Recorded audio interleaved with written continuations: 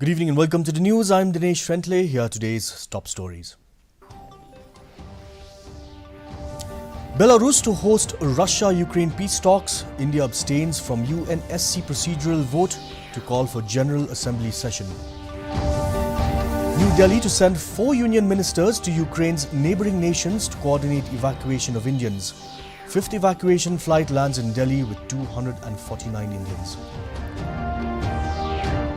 PM Gati Shakti to play a big role in the development of modern infrastructure, says Prime Minister Narendra Modi.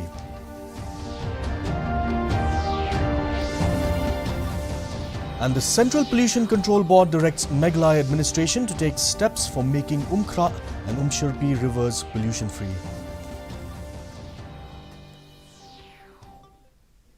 The news in detail.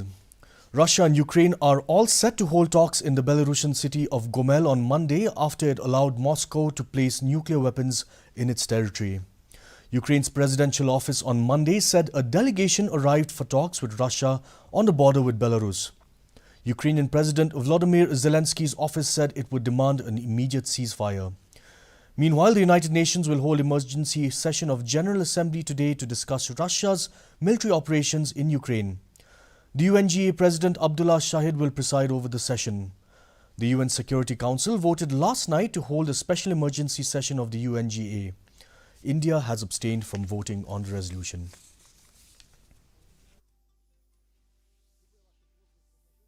We reiterate our call for immediate cessation of violence and an end to all hostilities.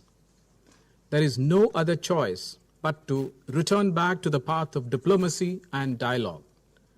Our Prime Minister has advocated this strongly in his recent conversations with the leadership of the Russian Federation and Ukraine. In this regard, we welcome today's announcement by both sides to hold talks at the Belarus border.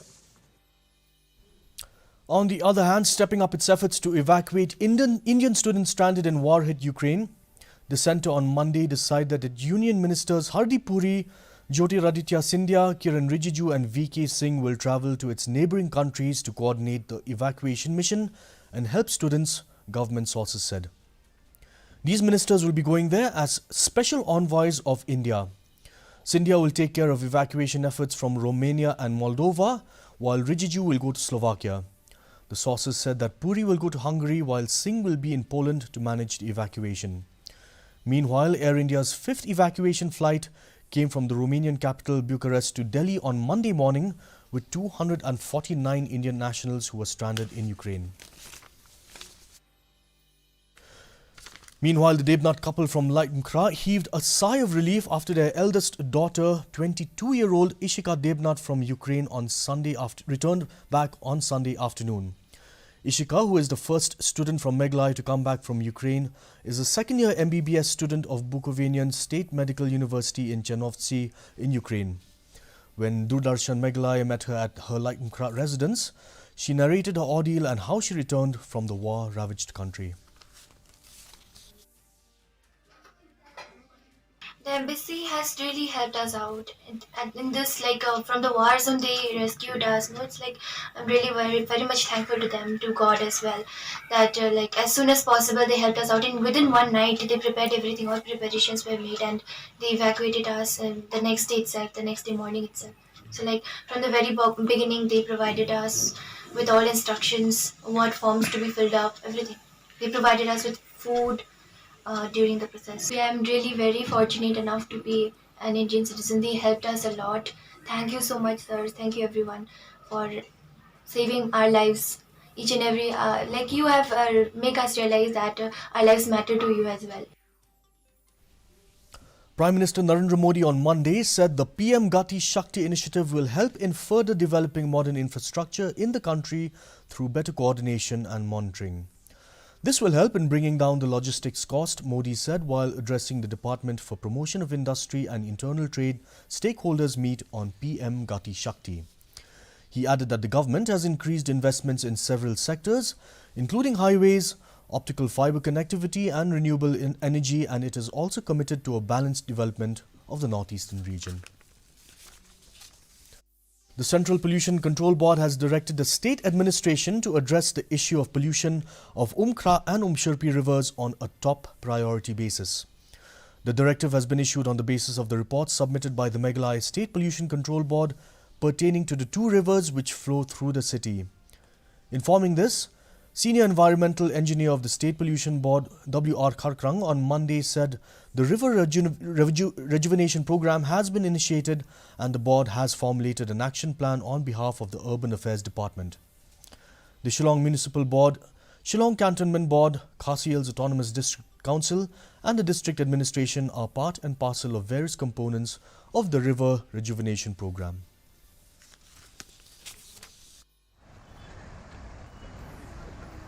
Based on these reports, they have found out that the Umkra and Umsherpi especially needs to be addressed at a top priority basis. The river rejuvenation proposal has come up and the board was again instrumental in formulating the action plan on behalf of the Urban Affairs Department. The state government is contemplating to erect life-size statues of three freedom fighters of the state, Utirot Singh, Ukyang Nangba and Patogan Sangma at the premises of the State Central Library. Informing this, Commissioner and Secretary of the Arts and Culture Department, F.R. Kharkongor, said that he has already asked the Director of the department to come up with a proposal in this connection. He further informed that the department is in the process of locating a space within the State Central Library premises to pay a befitting tribute to the three valiant sons of the state. Kharkongor informed that they would involve local artists to design and build the statues. So locating a space within the State Central Library complex to ensure that we come up with an appropriate, with a view to coincide and to celebrate the 50 years of statehood and the Azadi Ki Amrit Mahotsav. There is a proposal which is under active consideration right now for setting up the statues of our three brave hearts, three freedom fighters, Utirot Singh, Ukyang Nangba and Patogan Sangma. So we are in the process of locating a space within the State Central Library complex to ensure that we come up with an appropriate tribute to our three brave hearts, to our three brave and valiant sons. Elections to 38 assembly constituencies in the first phase of the Manipur assembly polls on Monday began amidst tight security, even as 48.88% of around 12.09 lakh voters exercised their franchise till 1 p.m. Kangpokki district recorded the highest voters turnout at 61.3%, an official statement said. Voting began at 7 a.m. in 1,721 polling stations in 5 districts amid tight security and strict adherence to COVID-19 protocols. A total of 173 candidates, including 15 women, are in the fray, they said. Governor L.A. Ganesan and Chief Minister N. Biren Singh were among the early voters in their respective constituencies of Sagulband and Hengang. That's all the news we have today. Thank you for watching. We'll be back same time tomorrow. Have a good evening and stay safe.